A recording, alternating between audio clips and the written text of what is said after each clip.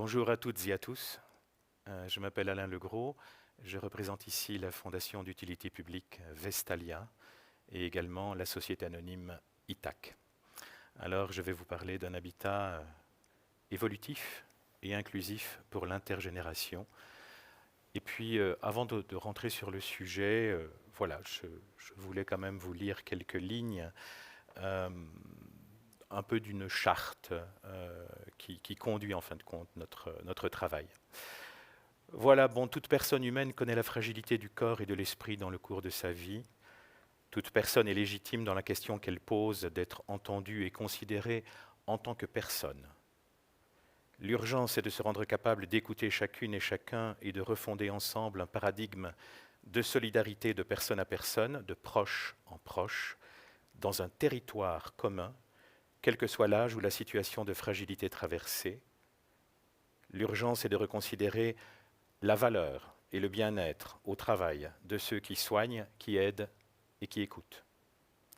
L'urgence est de revisiter cette relation dans le local. L'urgence est de retrouver le temps du sensible. Voilà. Pour rentrer sur le sujet, je ne parlerai pas ici de maisons de repos, je ne parlerai pas d'aînés ou de seniors ou de tout ce lexique comme on qualifie l'âge aujourd'hui. Je pense que l'âge ou le handicap, c'est plutôt dans le regard de l'autre. Donc je me place et nous nous plaçons dans une perspective de bottom-up, c'est-à-dire on repart de la personne et pas de ce que nous pensons être bon pour la personne. Donc au départ, c'est évidemment ce qui nous conduit méthodologiquement, c'est d'entendre le souhait et le besoin.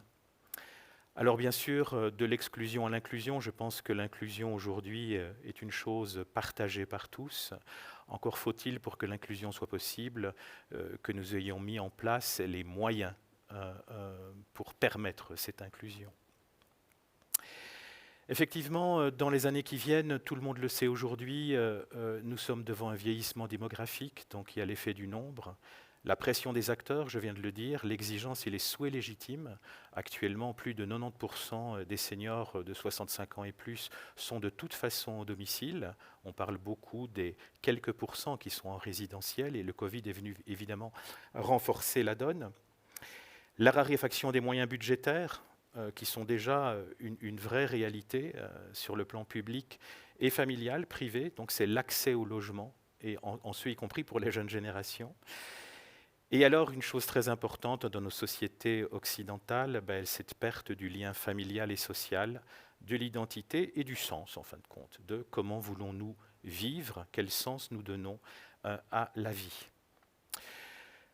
Méthodologiquement, nous proposons de travailler à un changement de paradigme, donc se saisir de cette question du vieillissement et des fragilités pour replacer nos aspirations et nos besoins tous au sein d'un vivre ensemble revisité. Il nous semble que ça peut être, comme dans toute crise, comme dans toute évolution, ça peut être l'opportunité de revisiter de façon plus transversale comment nous vivons et comment nous voulons vivre. Donc très rapidement, entendre et identifier les besoins et les souhaits de la personne fragile et de son entourage, des professionnels de première ligne, et alors préférer les solutions qui profitent à tous. Je viens de le dire, revaloriser le temps de l'écoute et du prendre soin, donc pas seulement le soin, mais le take care en anglais. Prendre en compte l'environnement dans lequel elle vit, physique, social, économique, psychologique, culturel, technologique, etc. Prioriser le local. Nous travaillons beaucoup dans cette dimension de collectivité locale et supracommunalisme, les bassins de vie et d'habitat dans les grandes villes ou les villes plus importantes, les quartiers urbains, donc qui racontent une même réalité pour les habitants sur le plan culturel, socio-économique, ça, identifier les besoins communs dans des unités plus petites. Donc inciter, accompagner les collectivités locales et les structures existantes à renforcer du lien transversal. On parle des communes, des collectivités locales, ADL, les plans de cohésion sociale, associations citoyennes. Donc construire du projet différencié en fonction des cultures et des besoins subrégionaux. Bien sûr, favoriser la fabrique interdisciplinaire d'outils et de solutions. Un projet de vie de qualité des personnes et des aidants professionnels et familiaux. Articuler les compétences et les services dans un territoire déterminé. Et j'y reviendrai, dissocier habitat du soin et des services. Donc, ne pas ensiler la fragilité dans les formes que nous connaissons depuis le Moyen-Âge, de la maladrerie, de l'hospice à la maison de repos actuelle ou à la résidence-service. Donc, travailler dans un autre endroit. Privilégier la médecine générale de proximité et la première ligne de soins. Je pense plutôt aux maisons médicales et aux centres de santé intégrés. La médecine générale, aujourd'hui, est dans une grande difficulté pour le temps du soin. Moitié du temps, c'est de l'administration. Donc là, je pense qu'il faudra aussi travailler avec nos amis médecins et peut-être avec une politique voilà, pour changer un peu la donne, reprendre le temps, en fin de compte. Équilibrer cure et care, privilégier la prévention. Très important pour les seniors, pour le handicap, c'est anticiper le point de fragilité.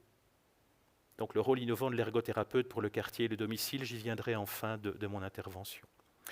Recourir à des outils technologiques intégrés et non par pathologie, donc reconsidérer la santé dans une globalité de la personne, dans un projet de vie, et pas seulement dans un ensilement des pathologies. Questionner, c'est le sujet de cette communication, on va y venir très vite, questionner l'architecture de l'habitat, bien entendu de façon majeure le bâti existant, donc voilà, tout le monde ne change pas de domicile, et bien sûr comment nous voulons construire à l'avenir pour anticiper les problématiques, et questionner bien entendu les ressources du local, solliciter l'inclusivité dans les communes et dans les bassins d'habitat. Favoriser le rôle social des aînés, rémunérés ou bénévoles au service de la collectivité. Donc ce n'est pas parce qu'on ne travaille plus, entre guillemets, pensionné dans l'âge chronologique. L'âge biologique fait que, quelquefois très tard, on peut rester utile à la société, donc intégré, continuer d'être quelqu'un dans la relation. C'est fondamental pour la santé également. Favoriser le lien d'intergénération, communautaire, c'est des solutions et des actions dans l'habitat, dans l'urbanisme, dans la mobilité. Alors bien sûr, proposer une veille internationale sur les initiatives et innovations. Nous sommes, nous, avec la Fondation Vestalia, en lien beaucoup en langue française avec la Suisse et la France. Il y a des choses très intéressantes qui sont en train de fleurir dans l'international proche. Accompagner les acteurs, marchands et non marchands, dans le changement et réarticuler les ressources existantes dans une vision commune. Donc ce n'est pas la révolution, mais une évolution dans un lien plus important. Je ne prendrai pas trop de temps sur ces graphiques, mais comme vous le voyez, la personne est au centre, c'est du bottom-up, et donc c'est plutôt un vadémécum des questionnements et de réponses à apporter dans tous ces différents endroits. Donc un ancrage local, prise en compte des besoins de la personne et de son bien-vivre dans le territoire et son habitat. On parle bien d'écosystème, un bassin de vie qui doit devenir ami des aînés et du handicap, de toute forme de fragilité. Et puis mon projet de vie d'aîné, si je me place du côté de la personne, comment répondre à la personne. Juste un instant, je vais quand même citer ici, ça me semble important, et c'est un message qui me vient de M. François Louon, qui est responsable de l'ADL de Comblaine-au-Pont, dans l'Ourthe-en-Blève. Il est également expert pour la Fondation Vestalia. Et c'est une lecture de Bruno Latour. Voilà. Dans son dernier essai, Où suis-je ? La leçon du confinement à l'usage des terrestres. Donc effectivement confiné, mais peut-être de façon nouvelle, ancré quelque part. Être localisé, se situer, ce n'est pas la même chose. Dans les deux cas, on mesure bien ce qui compte, mais pas de la même manière.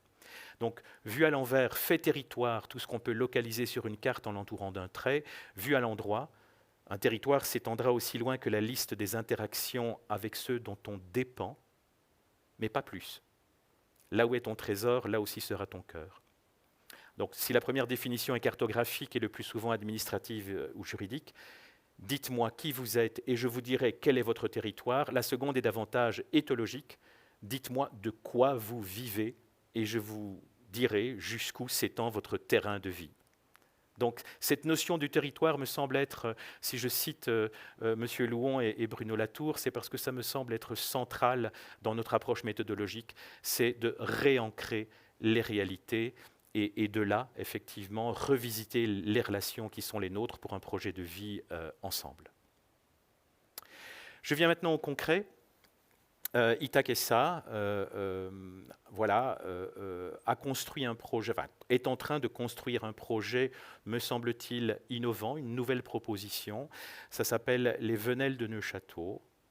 C'est un projet qui vise à dissocier habitat et services et soins pour construire une alternative durable à la maison de repos ou à la résidence-service. Ce n'est donc pas non plus de l'habitat participatif, ce n'est pas Abbeyfield, ce n'est pas toutes ces propositions qui naissent essentiellement de la société civile et qui vont coexister et qui sont de très belles initiatives.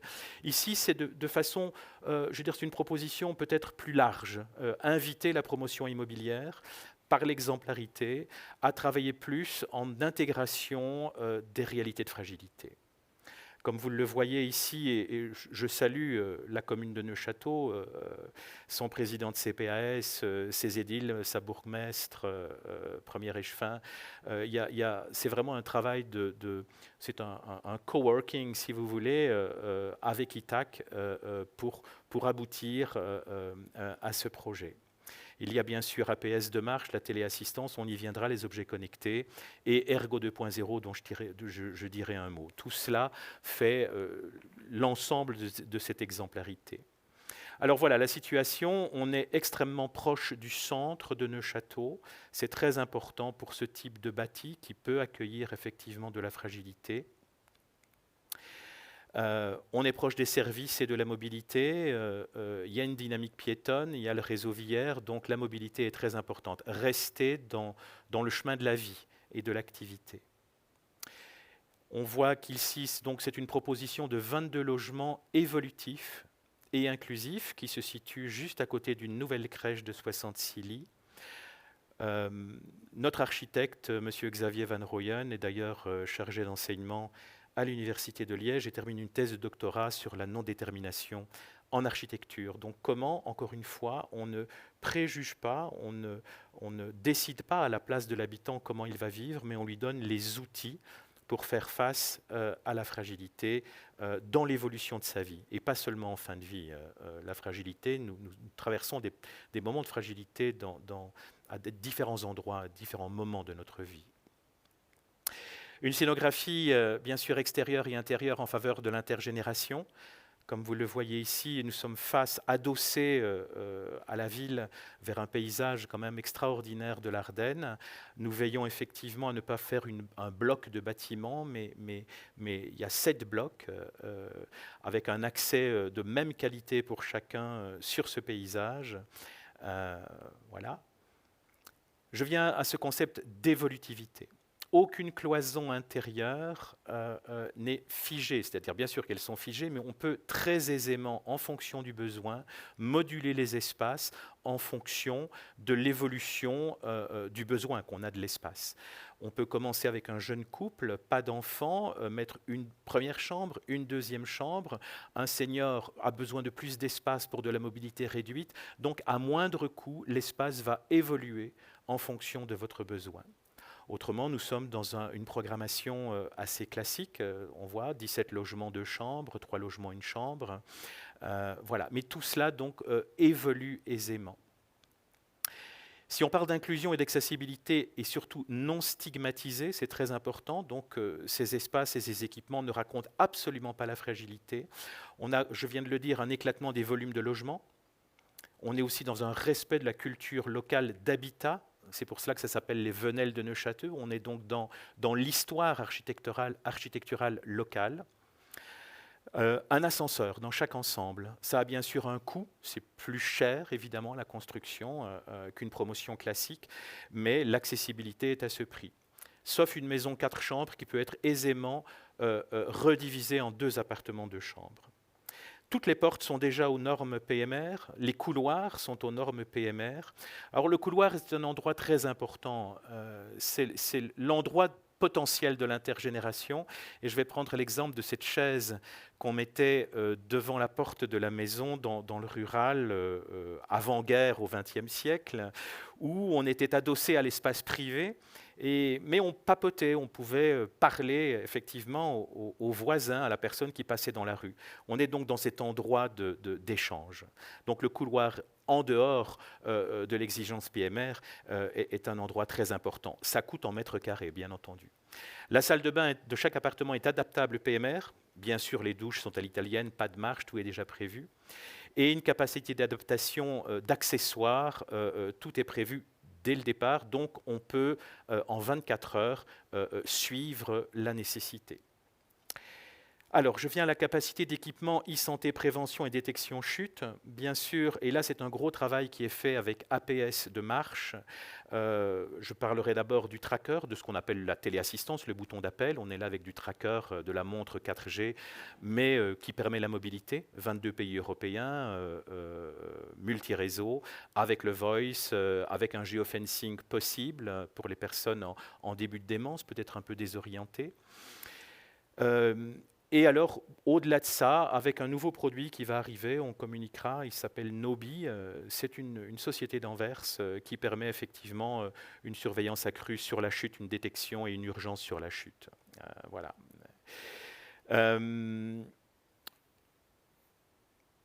Pour terminer, j'en ai déjà parlé, l'appartement, une chambre, type évolutif en maison, 4 chambres. Voilà, et un premier dessin. Voilà, nous sommes au permis de bâtir.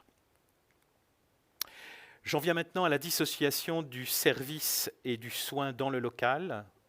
On parle bien d'une synergie des acteurs locaux, des professions libérales, au service de la personne. 2 axes très importants, anticiper et détecter la fragilité pour prolonger durablement la capacité de vivre chez soi.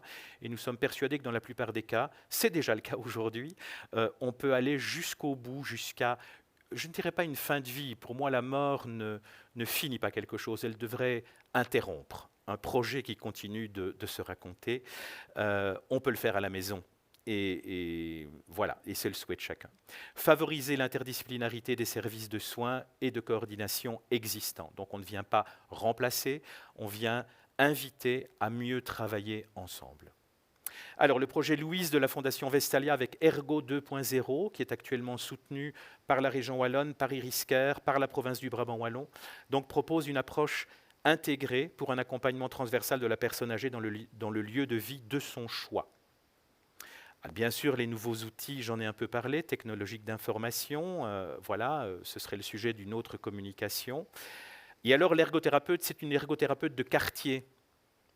Avec APS pour l'Agence Prévention Sécurité de Marche, elle transmet les informations. Donc c'est quelqu'un qui récolte, qui est dans cet endroit de proximité, de reprise, de temps d'écoute et dans cette santé globale de la personne. Ça c'est très important. Ce n'est pas que l'adaptation du domicile, c'est d'être quelque part, non, je n'aime pas ce mot de case manager, mais plutôt le coach de la personne pour continuer à fabriquer un projet de vie individuel, mais aussi collecter dans le quartier les besoins communs, refabriquer du lien.